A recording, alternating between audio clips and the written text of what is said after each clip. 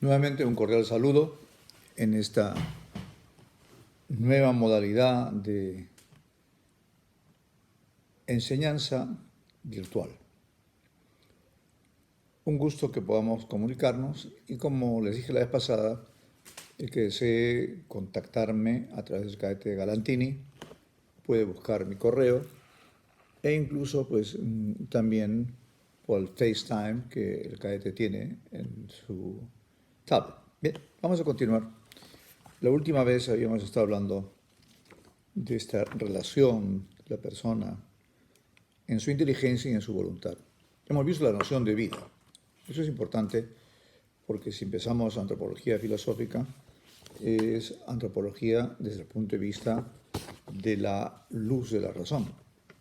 El hombre es un ser vivo. Y ese ser vivo, ya hemos visto la noción de ente participado, tiene entidad, ser, se puede decir como sinónimo ente, que viene del griego ontos. El verdadero nombre de la filosofía primera o de la metafísica, en verdad es ontología, el estudio del ser. ¿Bien? Entonces el ser humano es vivo, tiene una vida organizada, tiene también una vida vegetativa, tiene una vida sensitiva y tiene una vida intelectiva.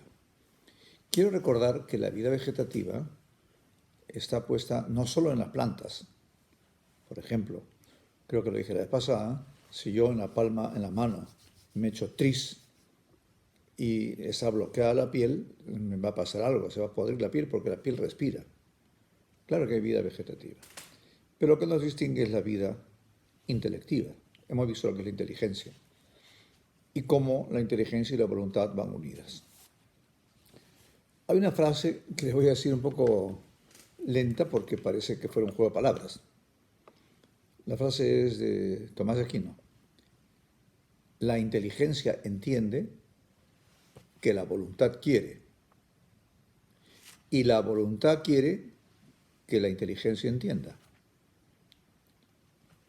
La inteligencia entiende que la voluntad quiere, pero a su vez la voluntad quiere que la inteligencia entienda para que le dé una orden adecuada. La inteligencia es siempre atraída como el fierro por el imán, la inteligencia es atraída por la verdad y la voluntad, como el fierro es atraído por el imán, es atraída por el bien, verdad y bien. Con estas dos realidades que se llaman trascendentales del ser, la verdad y el bien, el hombre funciona por la vida. La inteligencia busca la verdad, la voluntad busca el bien. Bien. Vamos a seguir entonces en esto y hemos dicho que lo importante es que la persona se realiza a través de sus actos, que se llama acto humano. También se llama acto voluntario o acto deliberado. Qué importante es, señores cadetes, tener claro el significado de las palabras.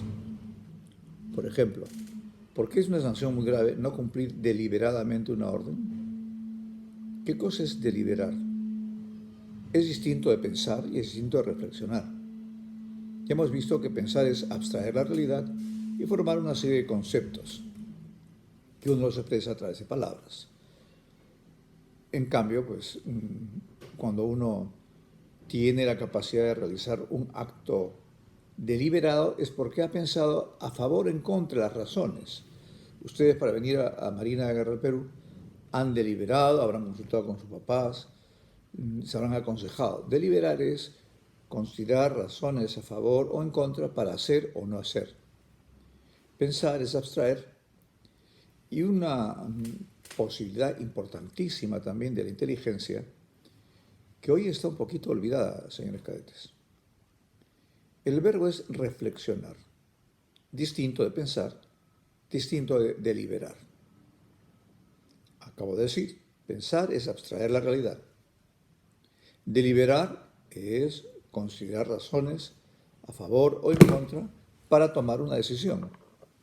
Cuando lleguen ustedes a cuarto año y se vayan a su año a embarcar, van a deliberar qué calificación quieren seguir en Marina. Otra deliberación importantísima es el día de casarse. Me caso o no me caso, uno delibera. Pero la reflexión está caída de menos. Reflexionar hoy es algo no muy frecuente. La comparación es muy sencilla también. Los 5 sentidos externos tienen solo una posibilidad. Mi ojo ve o no ve. Mi oído oye o no oye, etc. En cambio, la inteligencia tiene 2 posibilidades. La inteligencia. Entiendo lo que me están diciendo. Muy bien. Y entiendo que no estoy entendiendo. O entiendo que sí entiendo. Es decir, reflexionar es pensar lo que uno está pensando. ¿Es correcto lo que estoy pensando? Reflexionar lo que estamos haciendo o lo que vamos a hacer. Y ahí la reflexión también entrará a la conciencia en algún momento, que ya veremos en su oportunidad lo que es esto. Entonces la reflexión lleva a mirar, lleva a considerar el sistema de pensamiento que estoy teniendo. Bien, pues así los actos humanos, o deliberados o voluntarios, son por los que se va calificando a una persona. Pero ahora hay que ver que esos actos humanos los hay de 2 modos, por acción y por omisión. Yo puedo hacer una cosa positivamente o puedo dejar de hacer. Entonces vamos a hacer este juego que ya lo hemos repasado en filosofía, pero nos interesa muchísimo para el tema de antropología filosófica. Recapitulo. Yo puedo decidir voluntariamente algo. Eso se llama acto humano.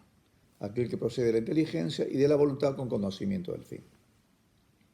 Bien, pues yo tengo la posibilidad de hacer lo que debo hacer. Y eso es bueno por acción. Es un acto bueno.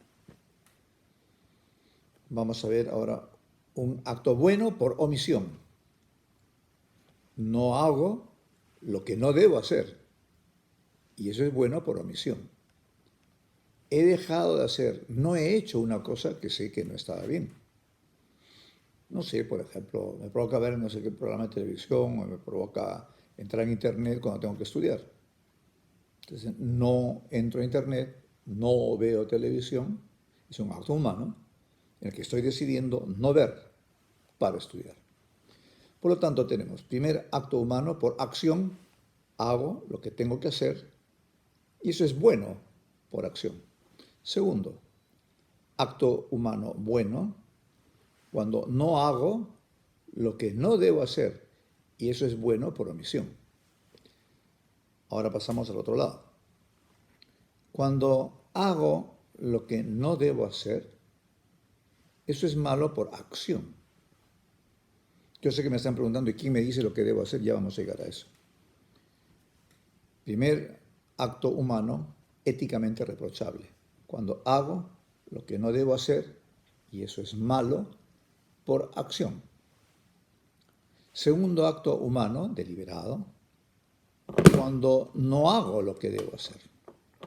Yo sé que debo hacer eso, pero no lo hago. No hago lo que debo hacer, y eso es malo por omisión. Aquí viene la pregunta. Usted dice lo que debo hacer. Se deben recordar la definición de libertad que estudiamos el año anterior, pero por si acaso la voy a volver a repetir porque la memoria a veces es frágil. Distinto ser libre de estar libre. Si se abre la jaula donde hay un bonito canario y el canario se va volando, digamos, está libre. Y tal vez se va a la muerte, porque de repente no le van a dar comida y se lo come a alguien. Bueno. En cambio, ser libre es distinto. En castellano podemos hacer esa distinción entre estar y ser libre. Por lo tanto, ser libre, voy a repetir la definición que ya le hemos visto, pero viene al caso porque los actos humanos tienen que ser realizados con libertad. La libertad hay unos verbos, querer y poder elegir lo que debo elegir y elegirlo de verdad. Repito, hay varios verbos acá. La libertad es querer y poder elegir aquello que debo elegir y elegirlo de verdad. Aquí el verbo más importante es el verbo elegir, porque la libertad está para elegir. Y aquí viene la pregunta, porque pareciera contradictorio que en la libertad, en la definición de libertad, se diga lo que debo elegir. Querer y poder elegir aquello que debo elegir. ¿Quién me dice lo que debo elegir? Recuerdan que en la sesión anterior vimos el ethos. El ethos es el conjunto de circunstancias existenciales que acompañan a una persona en un determinado momento de su vida. Ethos. Son obligaciones que van cambiando con el tiempo. Un muchacho de 8 o 10 años tiene un ethos, a los 18 tiene otro, a los 38 tiene otro. Si es comandante de un buque, pues también tiene un ethos del propio del comandante, etc. Por ejemplo, supongamos un ejemplo necio, ¿no? Que yo soy muy aficionado, una hipótesis, a las máquinas fotográficas. Y tengo un hijo de 24 años que está haciendo su tesis. Yo tengo que ayudar a mi hijo. Entonces a mí se me ocurre de repente comprarme una máquina fotográfica, pues que es un montón de plata, en detrimento de darle la plata a ese muchacho que es mi hijo, que yo debo ayudarlo. Mi ethos es de hombre que tiene un hijo, un padre que tiene un hijo. Entonces yo me hago loco y me compro la máquina y bueno, pues hago lo que me da la gana. Pues no. Querer y poder elegir aquello que debo elegir. Lo que debo elegir me dice mi ser, lo que yo soy. El hombre casado se debe comportar como hombre casado, el hombre soltero como hombre soltero, ¿no? Y por lo tanto, ¿cuándo podemos decir que un acto humano, o también voluntario, o también deliberado, que son sinónimas las palabras, cuándo podemos decir que un acto voluntario, deliberado, un acto humano, es éticamente aceptable? Cuando coincide el obrar con el ser. Este es un verbo que no usamos, yo casi no creo que no uso nunca, obrar. Pero en ciencia filosófica, en ciencia ética, en ciencia moral, se dice, el obrar es aquel actuar en el que compromete mi vida. Claro, podríamos decir, de repente el papá le dice a su hijo que tiene un comportamiento un poco no muy bueno, le va a decir, ¿qué estás haciendo con tu vida? Haciendo. Claro, yo ahorita, ¿qué estoy haciendo? Agarrando mi lapicero. Ahora, ¿qué estoy haciendo? Agarrar el lapicero. Pero ¿qué haces con tu vida? Ese es el que importa a la ética. Desde el punto de vista técnico se dice obrar, el obrar humano, libre. El obrar libre, incondicionado, el obrar reflexionado. Y por lo tanto, ¿quién me dice lo que debo hacer? Lo que yo soy. Y aquí viene, como lo recordé la vez pasada, me parece, que no es correcto decir, aunque se ha puesto en moda, yo entiendo que se ha puesto en moda, y decimos, ¿sabes qué? Este papel no pesa nada. Pero todo el mundo entiende que decir no pesa nada que quiere decir que es muy liviano. No sé cuánto pesará esto, ¿no?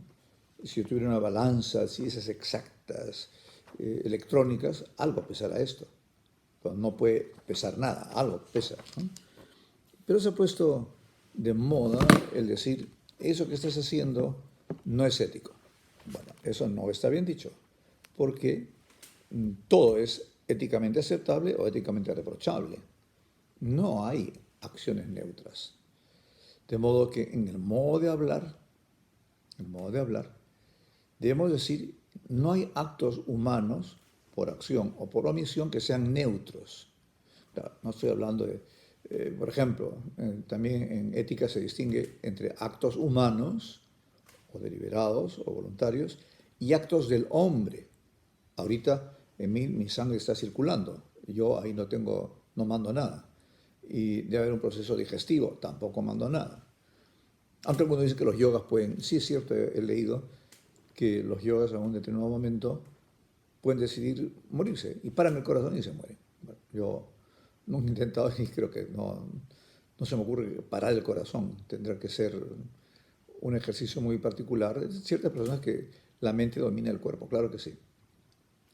Pero estamos hablando en una circunstancia ordinaria, corriente. Por lo tanto, cuando uno delibera, elige, es de acuerdo a ese ethos que uno tiene. Entonces, la libertad, aquí viene lo complicado, pues. Si digo sí a algo le estoy diciendo no.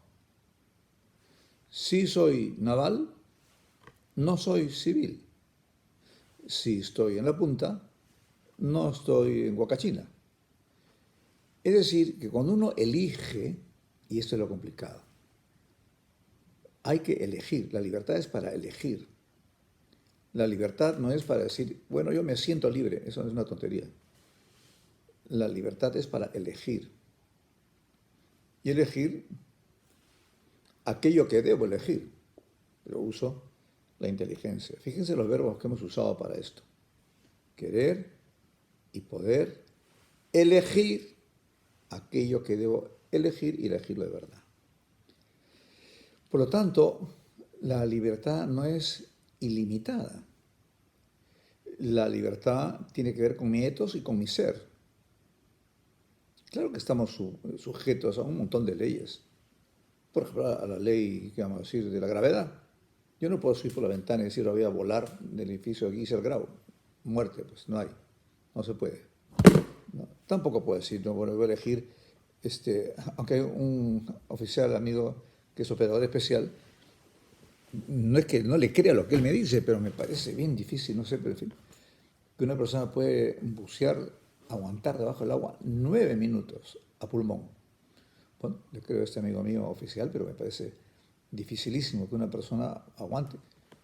No digo que me haya mentido, a mí me parece bien difícil, aparte no es lo mío, ¿no? Pero sí, habrá que creer porque habrá unas técnicas especiales, la apnea o apnea, como se diga. En fin, el hecho es que todo acto en el que uno elige tiene un sí y un no. Hay una palabra muy peruana, no me comprometo. Una vez me decía un abogado, pues yo no creo que nadie lo conoce, un señor de Colonia, Rudolf von Frankenberg, que había venido a Lima y tenía que llevarse unos documentos, creo que es médico, no abogado, y tenía que llevarse unos papeles urgentes a Colonia, a Alemania. Y no se los llevaban y le dijeron, no se preocupe doctor, que se los llevamos, vamos a hacer todo lo humanamente posible para que usted tenga esos documentos, pues se llevamos al aeropuerto, todo lo humanamente posible.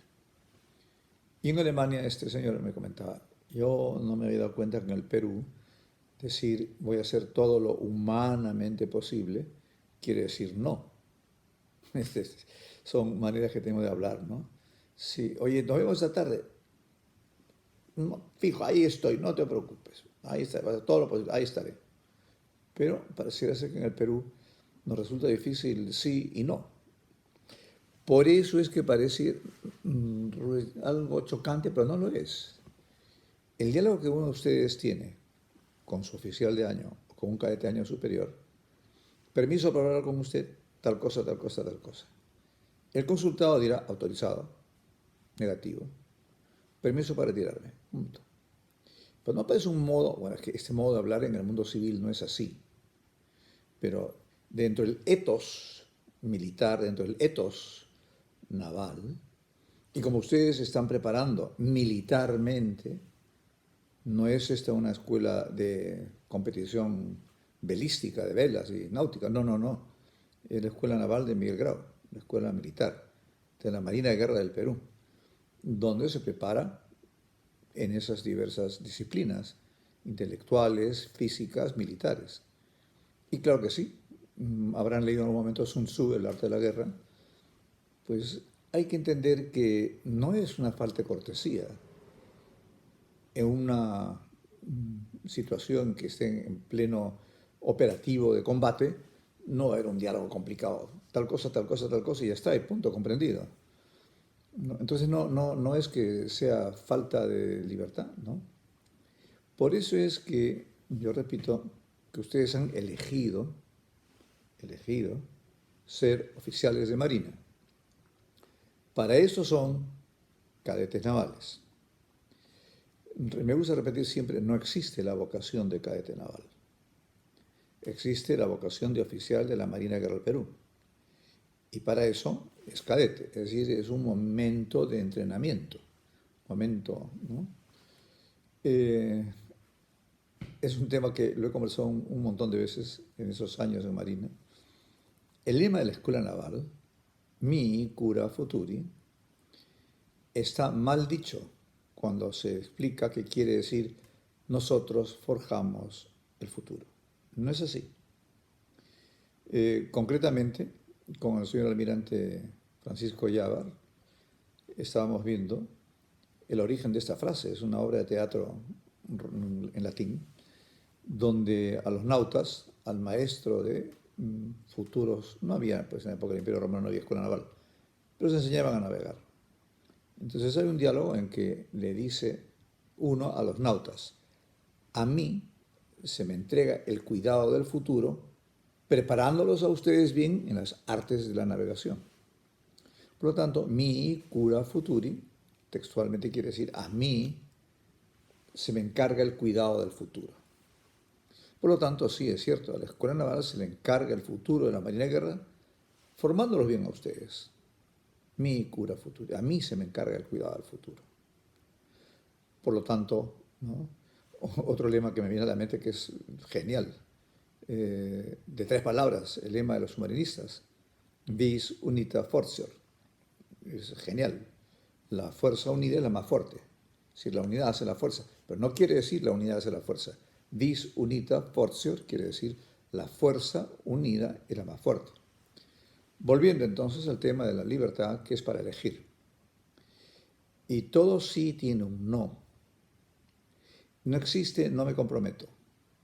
Por eso es que hay que deliberar antes de actuar, hay que mirar a ver en ese tema cómo estoy y pedir consejo. No es de personas débiles o pobres intelectualmente pedir consejo, no. Es de personas prudentes. Hay un señor vicealmirante que somos muy amigos, contemporáneos, el vicealmirante Carlos Tubino Arias Schreiber, infante de Marina. Y me comentaba que él estuvo de visita en una escuela naval no peruana y que le había sorprendido que en esa escuela naval había letreritos. Como he visto que en el cuartel general de Maranga también ahora hay letreros, cuando uno va le van haciendo propaganda de ciertas cosas que uno debe cuidar, las normas de buena conducta, ¿no? Y me decía el almirante Tubino que en esta escuela naval donde él había estado, había visto el letrerito prudencia, prudencia, prudencia. O sea, prudencia. Y yo me quedé pensando, prudencia. Claro, la prudencia es una de las 4 virtudes cardinales. Prudencia, justicia, fortaleza y templanza. Prudencia. Y yo le di vueltas y le decía a este amigo, realmente es muy significativo esto, porque para actuar hay que tener prudencia. La imprudencia, pues es a veces un poco complicada. La imprudencia puede traer malas consecuencias, ¿no? Entonces, por lo tanto, pues no hay que tener presente que prudencia es hacer lo que hay que hacer y no hacer lo que no hay que hacer. Esa es toda la magia de la prudencia, la recta razón del obrar. La recta razón del obrar. Recta ratio agilium, diría el filósofo Aquinate. La recta razón del obrar. Hacer lo que debo hacer y no hacer lo que no debo hacer. Por eso es que hay que pensar, pues. Por eso es que hay que pensar. Y como dije la vez pasada, así como que una pierna está enyesada y se pone así flaquita porque está meses sin ejercitar los músculos, cuando uno no piensa, señores cadetes, cuando uno tiene conceptos que procesar en la cabeza, cuando uno no tiene capacidad de captar la realidad, en los 4 aspectos que dice Aristóteles, la realidad en cuanto una, la realidad en cuanto verdadera, la realidad en cuanto bella y la realidad en cuanto buena. Esos 4 aspectos, la unidad, la verdad, la bondad, ¿no? Pues son características de la apreciación que uno hace de las cosas, ¿no? Hace unos años, otro almirante ya mucho mayor, que el almirante Tubino y que yo también, el almirante Oscar Anderson, Noriega, que fue comandante general de la Marina, no me acuerdo, en los años 80 o por ahí. Y un día en el edificio Grau se celebraba no sé qué cosa, y el almirante Anderson, una bellísima persona, y me dice, oye Guillermo, le digo, sí, almirante, ¿tú crees que le puedo yo preguntar aquí a los cadetes, a un cadete, cuántos movimientos tiene una sinfonía y cuántos tiene un concierto? Entonces yo me río, le digo, almirante, ¿por qué no le pregunta a un almirante a ver? Pregúntele a un almirante a ver, que está por acá, había una ceremonia, no sé qué. Pregúntele a un almirante a ver si sabe cuántos movimientos tiene un concierto y cuántos movimientos tiene una sinfonía. Yo dije, bueno, no sé. Para poder saber eso tiene que ser una persona que le gusta la música, indudablemente. Eh, las sinfonías tienen 4 movimientos, los conciertos tienen 3. Bueno, pero claro, el que no es afín a la música, bueno, un poco difícil que pueda contestar esto. Pero volviendo a esto, que entonces uno para elegir tiene que deliberar y debe tener presente ciertos aspectos, que sea verdadero, que sea bueno, que sea bello y que sea uno. La verdad no es dos, es uno. O es o no es, ¿no? Porque por un principio de identidad, una cosa no puede ser y no ser al mismo tiempo y en sentido contrario. No se puede, pues. O es o no es. Por lo tanto, cuando uno capta la realidad, no es que para mí, este es para mí. El para mí es un poco complicado, ¿no? Porque hay gente que se le ocurre que lo que él piensa así es, ¿no? Cuando el año pasado, por ejemplo, hoy que estoy grabando este programa, se cumple un año de la muerte del señor Alan García. Murió el 17 de abril. Hoy es 17 de abril, el día que estoy grabando para YouTube este programa. Y creo que lo he comentado en una ocasión, porque el año pasado pues, fue un hecho muy único, por cuestiones de casualidad, familias cercanas, personas cercanas al señor Alan García, me llamó que fuera a atenderlo espiritualmente como sacerdote. Hablé con el almirante Cerdán, como comandante general de la Marina, y le comentaba que iba a hacer esto, para que supiera. Fui. Y bueno, pues le di los últimos sacramentos y el señor Alan García allí falleció. Después de un día, 2, 3, 4, 5, empezó a correr hasta hace 2 meses. Un señor político dijo, para mí Alan García no ha muerto. Entonces yo entre mí decía, para mí Alan García no ha muerto. Por poner un caso que es patético, vamos a decirlo. Para mí Alan García no ha muerto. Entonces decía, ¿cómo? Y incluso una persona de Marina me dijo, ¿será cierto que habrá sido él? Entonces dije, mira, yo he estado ahí. O sea que no es que para mí ni para mí. Yo estuve ahí en el momento en que murió y le he dado los sacramentos. Bien, esto es una evidencia con una certeza absoluta. Yo estuve ahí. Ah, que para mí no está muerto. Ah, bueno, pues ya si es así, para mí no es. ¿Saben qué, señores? Es cuando uno juzga la realidad, ¿no? Yo les podría decir, yo nunca he estado en Moscú, me gustaría estar. Para mí no existe Moscú, porque como no lo he visto, no he estado. De repente la foto que me han enseñado de Moscú no es verdadera, ¿no? Total, el hecho es que la verdad y el bien están siempre presentes en nuestros momentos de deliberación. Ese deliberar antes de actuar. Y por eso era tan oportuno ese recuerdo que me hacía el almirante Tubino, prudencia. Prudencia es parte del ensamblaje humano, la prudencia, ¿no? Y por lo tanto, pues, no, uno tiene que saber elegir y saber que esa elección que uno hace, pues tiene que ser de acuerdo al ethos que cada uno tiene. No puedo hacer lo que me da la gana porque me da la gana y cuando se me ocurre. Yo pienso, señores cadetes, miren ustedes en la vida de sus padres o de cualquier persona adulta. Yo opino, pienso, que las personas adultas, y ustedes también lo tienen que haber probado ya, la mayor parte de veces que hacemos algo, no hacemos porque provoca, sino porque entiendo que lo debo hacer. El me provoca no es que sea el mejor aspecto para elegir a partir de me provoca, no pues. Uno tiene que discernir, entonces cuando uno va a elegir algo, juzga en su acto esos elementos que tiene el acto humano, que son 3 elementos.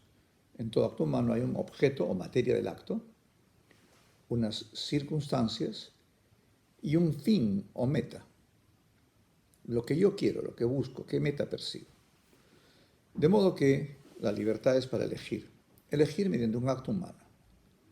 Los actos humanos, hemos visto, pueden ser de 4 maneras. Cuando hago lo que debo hacer, eso es bueno por acción. Cuando no hago lo que no debo hacer, eso es bueno por omisión. Ahora, actos éticamente malos, cuando no hago lo que debo hacer, eso es malo por omisión.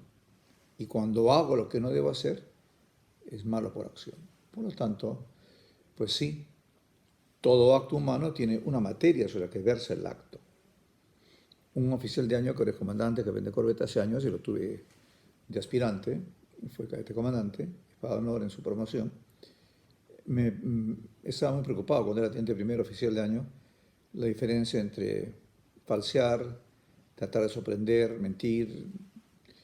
Claro, en esos temas siempre estamos en un terreno un poco resbaloso, porque ya falsear, mentir, y cuando yo se he preguntado, ¿qué cosa es mentir?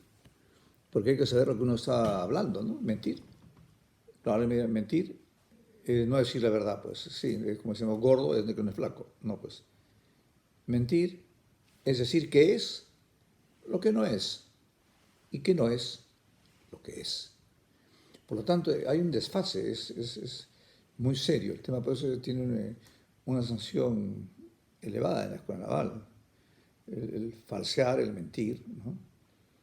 Como tampoco hay, por ejemplo, excepciones, apropiarse de algo que no es propio, valga la redundancia, de hecho, robar, es baja. ¿Cuál es el objeto del acto? Robar. Ya pues, ya podemos decir lo que quieras. Claro, en derecho se estudia el caso de extremada necesidad y se ponen los ejemplos que son un poco así, como diríamos, de teatro, ¿no? La persona que ve que en la vitrina de la farmacia hay un remedio que necesita urgentísimo porque se está muriendo su hijo y roba eso. Bueno, es un caso de extremada necesidad. El que se robó en un supermercado, en un mercado, en Wong, en Vivanda, se robó algo porque se moría de hambre. En fin, son excepciones, pero normalmente robar es un acto deliberado. Robar es un acto voluntario. Como copiar es un acto deliberado. No es que, uy, qué casual. No. Si yo de repente, no sé, pues se me cae mi teléfono que está por acá, se cae. Bueno, pues es que descuidado fui que se me rompió el teléfono. Pero si yo copio, no es así, ¿eh? Si yo copio, si yo robo, no es así. Por lo tanto, ahí ya no, es una elección muy mal hecha. El elegir robar, el elegir copiar, hacer lo que no debo hacer. Y eso es malo por acción. Yo la vez pasada les preguntaba, y me parece que en el RIEC decía copiar, o estar preparado para copiar, o dejarse copiar. Y les decía la vez pasada una pregunta ética. Y a veces yo entiendo, cadetes, que está mal planteado el tema. No es buen compañero el que no sopla. No es así, pues. Así no es. Pero es que No es así, pues. Como podríamos decir, pues, que el que es campana en un robo que no dice, no es así. Entonces hay una colaboración al mal. Y como dije la vez anterior, pues esta carrera es la de un oficial de marina competitiva y que se apoya en la meritocracia. Es decir, que hay unas adquisiciones de prestigio, de nota, etcétera, y el legajo de cada uno va diciendo lo que es, ¿no? Por lo tanto, volviendo a esto, ¿no? Eh, todo acto humano tiene un objeto, una materia, unas circunstancias y un fin o una meta. Entonces, claro, si el objeto del acto es malo, siempre va a estar mal, siempre va a estar mal. Por las circunstancias puede estar más mal o menos mal, pero nunca, nunca bueno, ¿no? Por ejemplo, una cosa que felizmente en el Perú casi, yo creo que no existe, la blasfemia. Es notable, en Europa la gente dice la blasfemia es una palabra vulgar, grosera, contra Dios o contra la Virgen. Una blasfemia es una cosa fea, pues, ¿no? Entonces la blasfemia siempre está mal, ¿no? Pegarle a su padre siempre está mal, el objeto está mal, ¿no? Por circunstancias más o menos mal, pero nunca bien, ¿no? Claro, no sé que mi papá se va a suicidar y te doy un cocacho para que no se suicida. Pues no estoy hablando de eso. Estoy hablando de otra cosa, en unas circunstancias diversas, ¿no? Entonces, por lo tanto, las circunstancias pueden hacer un acto más bueno, menos bueno, ¿no? Y, pero si el objeto del acto en sí, por ejemplo, un tema que se estudia en moral y con la seriedad del caso, entre un varón y una mujer que tienen el vínculo matrimonial, las relaciones sexuales son parte esencial de la realidad matrimonial. Por lo tanto, la unión conyugal entre un varón y una mujer casados en sí está bien por las circunstancias que están casados. Pero si un hombre y una mujer no están casados y tienen un acto conyugal, está mal por las circunstancias. No es que el acto conyugal sea bueno o malo. El acto conyugal es una realidad natural que tiene un entorno. El entorno se llama matrimonio. No matrimonio, bueno, pues está mal, ¿no? Entonces, pero cuando hay, por ejemplo, también podríamos decir que las mentiras, se dice mentiras piadosas, pueden ser más malas, menos malas, pero nunca buenas, ¿no? Aunque puede ser por chiste, por broma. Y después está un tercer elemento, que es la intención. El acto humano que procede de la inteligencia y la voluntad con conocimiento del fin. El acto humano tiene un objeto, tiene unas circunstancias que pueden variar, pueden cambiar las connotaciones éticas del tema, pero no de ninguna manera pues, es neutro, ¿no? Pero lo que tenemos que tener claro en la mente es que todo acto humano debe estar pensado y deliberado antes de hacer. Lo que decía de la prudencia y la imprudencia, ¿no? El prudente o es temerario, demasiado arrojado, o es de repente una persona cobarde, que no hace lo que tiene que hacer, ¿no? Lo importante es saber que en este acto de libertad que es el elegir, están en juego un montón de temas. Y para eso es importantísimo, es imprescindible poder tener la formación adecuada para poder tomar una decisión al respecto. Si sigamos mirando en el sílabus, pues habla de la espiritualidad de la persona humana, ¿no? Y en tanto la sensación y la sensibilidad, ¿no?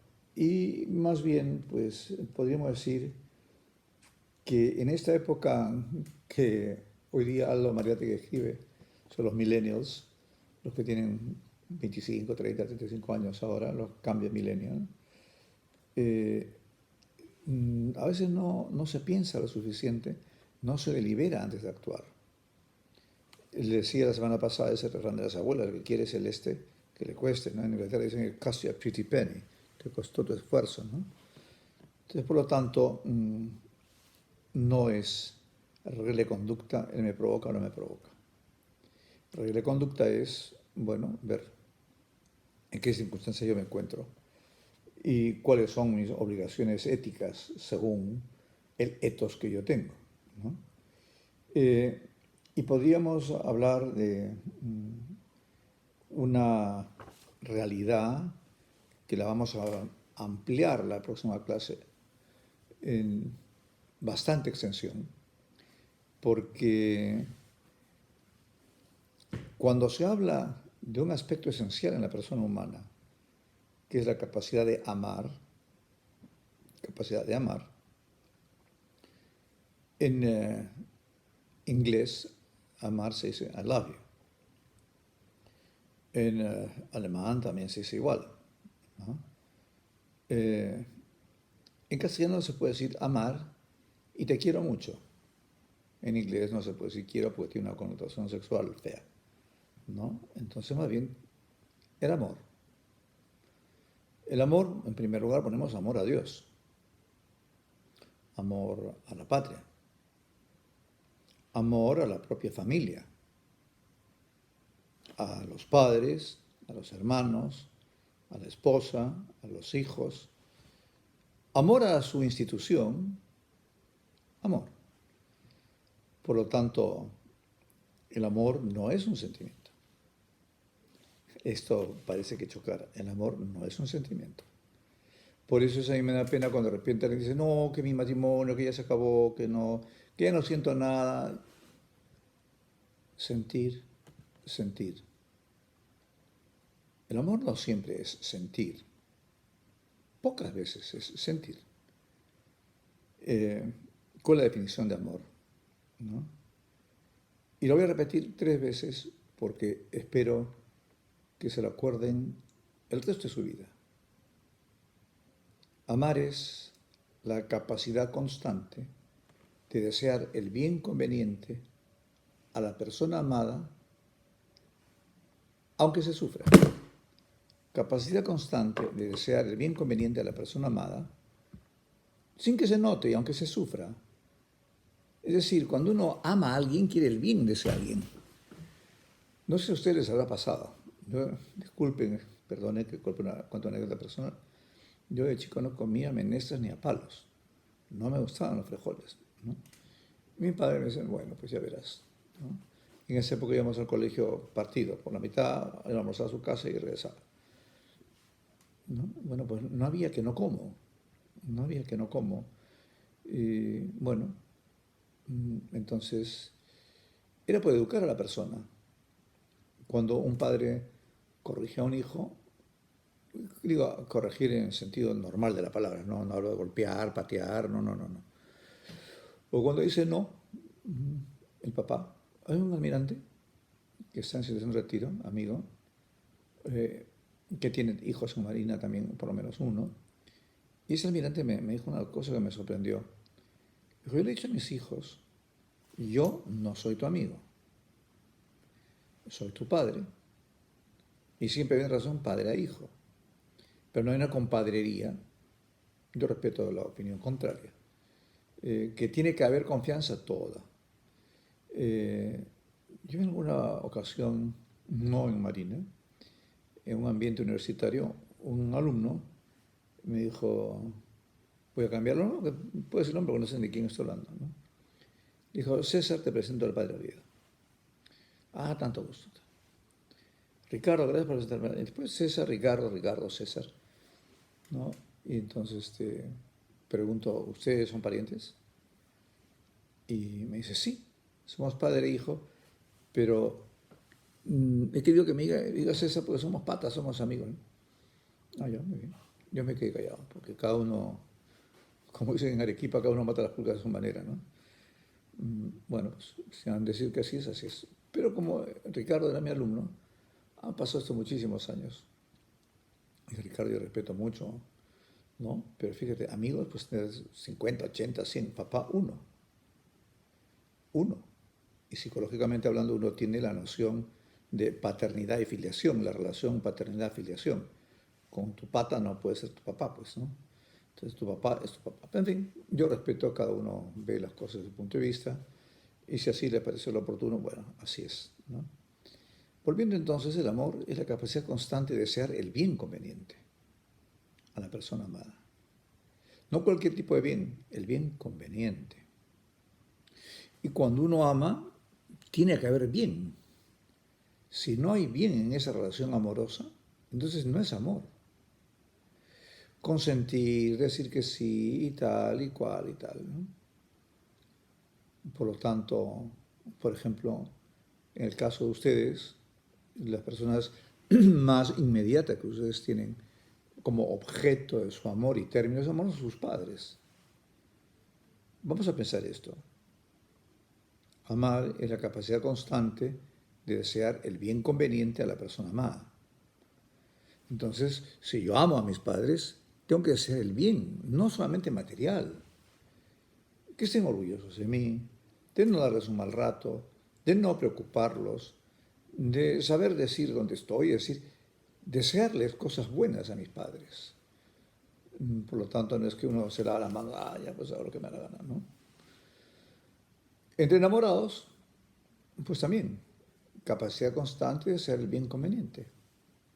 Entonces, ya que estamos en antropología filosófica y dentro del tema este que lo haremos más en extenso en otra ocasión, en su momento, las relaciones sexuales prematrimoniales entre enamorados no es precisamente una manifestación de amor, aunque se diga hacer el amor, que es un modo de hablar, de decir, pero cuando un hombre ama a una mujer y no tienen el vínculo conyugal, el respeto es la manifestación del bien a la persona amada. Entonces no es que diga, usted prohíbe, yo no prohíbo, no. Yo no prohíbo ni digo ni nada. Simplemente que no es lo propio. Tiene sus circunstancias distintas. Entre un hombre y una mujer casados es normal el débito conyugal. Por lo tanto, pues no. Igual a los hijos no se puede consentir todo lo que quieren, todo lo que les provoca, todo lo que en ese momento desean. No, no, no, no. Pues los padres deciden y eso también es importante, señores cadetes. Ustedes, bueno, ahora con el coronavirus y con esta pandemia, que Dios quiera que se vaya levantando porque es muy triste lo que está pasando. Pero en fin, pero en situaciones normales que van a su casa, regresan de su casa, están con sus padres, a veces no se dan cuenta que los papás han estado toda la semana pensando en el hijo que llega y que, pero al hijo a veces no le falta tiempo para quitarse el dolman, salir disparado corriendo porque se va con sus amigos, se va no sé qué, se va para allá. Y no están, no están. Les cuento una anécdota. Hace años estaba dando clases en el CAEM. Antes se llamaba CAEM, Centro de Altos Estudios Militares, se llama Centro de Altos Estudios Nacionales. Y todos los alumnos eran del grado de capitán de navío y coroneles. Ejército, marina, ejército de aviación, policía, diplomáticos, más gente. Habría pues unos 200 alumnos, más o menos, pero más o menos era en la edad de capitán de navío, que estaban para contraalmirantes o generales según los casos. Entonces, hablando de esto, del amor conyugal, del amor entre marido y mujer, el amor familiar, yo dije esta frase: no basta ser esposo, hay que estar como esposo. Repito, no basta ser esposo, hay que estar como esposo con su esposa y con los hijos. Dije por tercera vez, no basta ser esposo, hay que estar. Porque si el que es no está, puede estar el que no es. Se reía. ¿Cómo? Claro, marido y mujer tienen que estar juntos, los esposos deben estar juntos. No se ven, salvo casos pues, propios del servicio, cuántos casos conozco yo. Me acuerdo un señor que ha sido comandante general de la Marina, el día que se despedía, pasaba la situación militar de retiro, contaba ahí en la cripta que su primer hijo nació cuando él estaba, no sé dónde, haciendo un curso afuera, ¿no? Era operador especial del almirante. Y entonces le decía a su esposa, ponle mi foto al chico que había nacido y repite, ese es tu papá, ese es tu papá. Bueno, pasó meses por razón del servicio marina que había no sé dónde y bueno. Pero normalmente, pues, la unión familiar es una muestra de amor, ¿no? Y el respeto, capacidad constante de desear el bien conveniente a la persona amada. Y yo añadiría, sin pasar factura, sin decir, mira lo que estoy haciendo por ti, mira lo que me estoy sacrificando. No, pues no. Ahí entramos ya, pues que en el amor es muy importante el tema de las actitudes. La actitud. Voy terminando. ¿A ustedes no les han dicho una vez en su casa, su mamá o su papá, oye, hijito, si me vas a hacer esto con mala cara, no me lo hagas, ¿eh? No me lo hagas. La actitud. La actitud, ¿no? Uno puede ser de buena gana, de mala gana, pero una persona que tiene esa capacidad de prudencia que me decía la mente Tubino, hacer lo que hay que hacer y no hacer lo que no hay que hacer, pues lo lleva a que uno tenga una unidad de vida, que tenga una madurez. Y termino con esta definición, que la repito 3 veces como siempre. Personas maduras. ¿Qué cosa es madurez? La adhesión voluntaria y libre a las opciones responsablemente tomadas, adhesión que se mantiene a lo largo del tiempo a pesar de dificultades. Madurez es la adhesión, me adhiero, adhesión voluntaria y libre a las opciones responsablemente tomadas, adhesión que se mantiene a lo largo del tiempo a pesar de dificultades. El inmaduro quiere, no quiere, si quiere, no quiere, no sabe si quiere, no sabe si no quiere, ahora cambia de parecer, no. La madurez lleva una estabilidad, una estabilitas, una ecuanimidad, pero eso requiere la virtud de la fortaleza, adhesión voluntaria y libre a las opciones responsablemente tomadas, adhesión que se mantiene a lo largo del tiempo a pesar de dificultades. No es fácil, hay dificultades. Bueno, pues vamos a terminar con las dificultades, no simplemente que todos debemos tender a ese crecimiento en la madurez, a desarrollar la madurez de acuerdo a la edad que cada uno tiene y asumiendo las propias responsabilidades. Bueno, señores, un gusto haber conversado con ustedes. Posiblemente el Caete Galantini use el iPad para comunicarnos por FaceTime. Un gusto haber estado con ustedes. Hasta pronto.